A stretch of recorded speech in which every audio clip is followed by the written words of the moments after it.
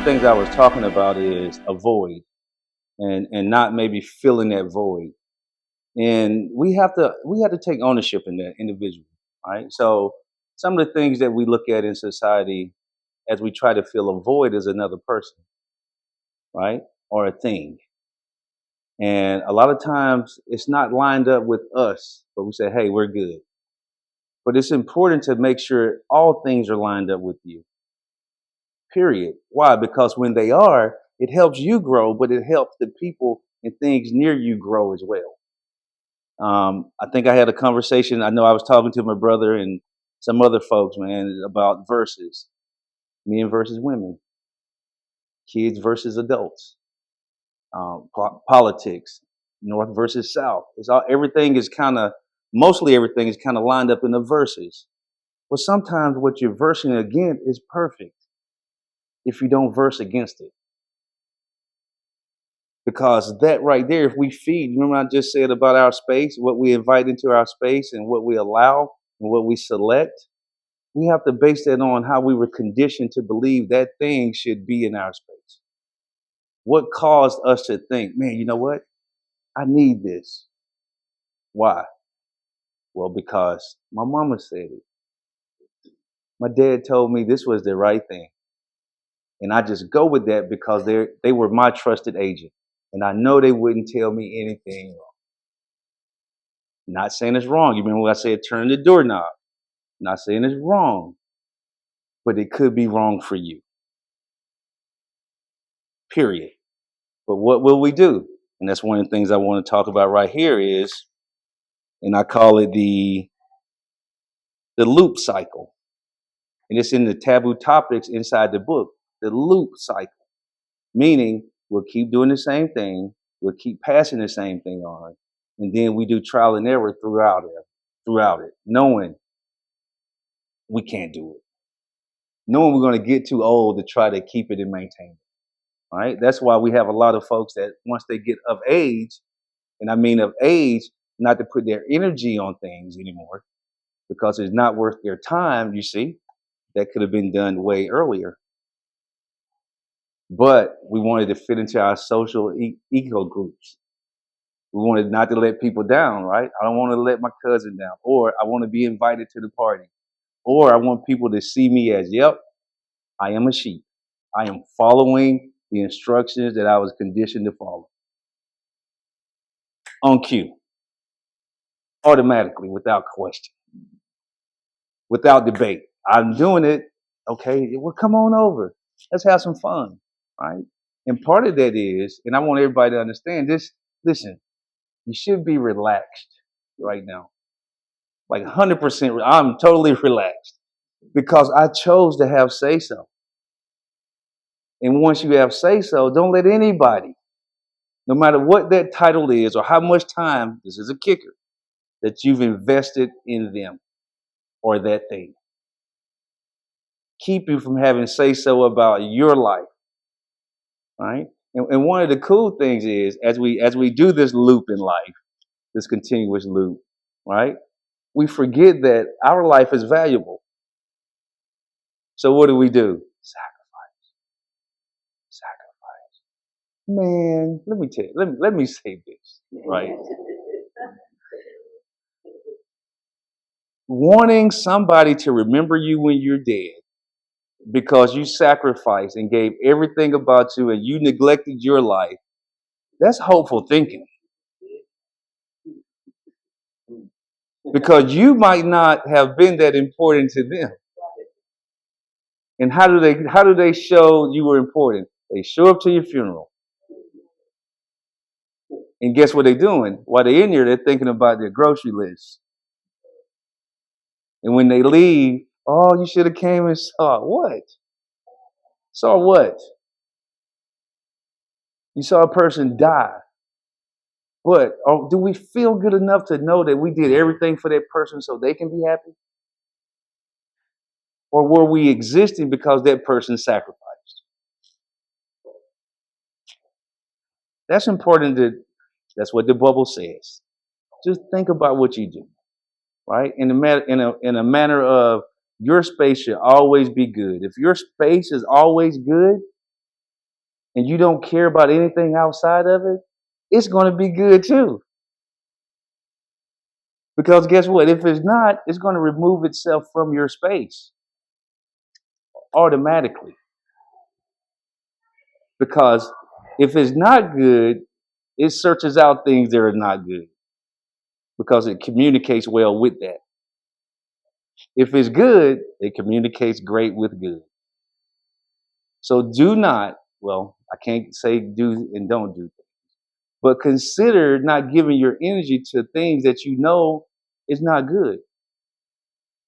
Just consider it, right? And put that energy back into yourself, and you're going to radiate good, and good things are going to come around you. And I know for a fact, if good things come around you, sir, good things are going to happen every time. You know what the first good thing is? You're not doggone stressing over that. So that's why I say every time. Automatically, you're not stressing over anything. So of that anyway, right? It's okay to stress too. It's okay. It's all good. But boy, you got to identify your stress feeders. What's causing you to? And I said it in previous videos. I like to say chickens in the head because they're hard to catch. So who's dumping chickens in your space? Now this is important because guess what? You were told to sacrifice. You were told to respect people that got a title. And they say do this no matter what. And my mama said that. My grandmama said that. That trusted agent. You see? That's the loop. But at some point when you know, stop. But when you do stop, now remember now, you've enabled that for a long time. So take baby steps. Okay? Because you know, and everybody's had a baby in here almost, I guess. Or you've experienced a baby with a bottle or a little pacifier thing. Take it from them. In its own. It's a problem right now. And that's just a baby. So now think about that pacifier you've been giving grown up. and you try to call yourself mama, taking that out my mouth. Whoa, you got a problem, mom. What's wrong with you? But I say that it is good because you're helping people or things wean from your energy. So take you pop it out. I used to play with my son, pop it out, see how long he can take it. Woo, okay. See how long he can take it. Woo. And then and this is Hollywood true story. When I say that I'm not winning and I'm the grown up, I just threw it away. And I said, you'll be okay. And boy, he had a problem for a minute, but he became okay.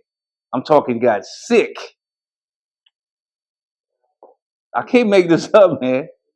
But that's what we do in life, right? We sacrificing, we doing all this, but we're not realizing that you were born on this planet to love yourself first. Period. And the book says that if you love yourself first, the love that you radiate outward is going to be love and caring automatically. But if you're always taking from yourself, your light is dim when you give it. So you're not giving good, pure stuff out. You're giving used, man. Who like used stuff? Not too many folks. Most folks want, hey, I worked hard. Hold on, you gotta listen to me. I worked hard. I sacrificed. I did what it took to learn this thing. Man, I want something new. I deserve something new. I don't want that used crap. You see? So that's what I'm saying. When you put your energy in something and that should be you. Because you're the new. Right? Because you got to get up with yourself. You have to lay down with yourself. You're the new. So you put that to you. Now, we're going to run into things a lot that we're going to have conflict with in that loop cycle. Family. Brother, I love you, bro. I love you to death, man. Sis, I love you. Oh my God, I'll do anything. Hey, big dog, stop for a second and say, okay, Does this person truly require all my energy? Sometimes we have to do it now because that person in that space, in that first level, they deserve it because they've worked hard and you see it freely. But we also can identify folks that don't deserve it, folks that you have created a safety net, and boy, you are the go-to, right? So you have to like that's that pacifier thing.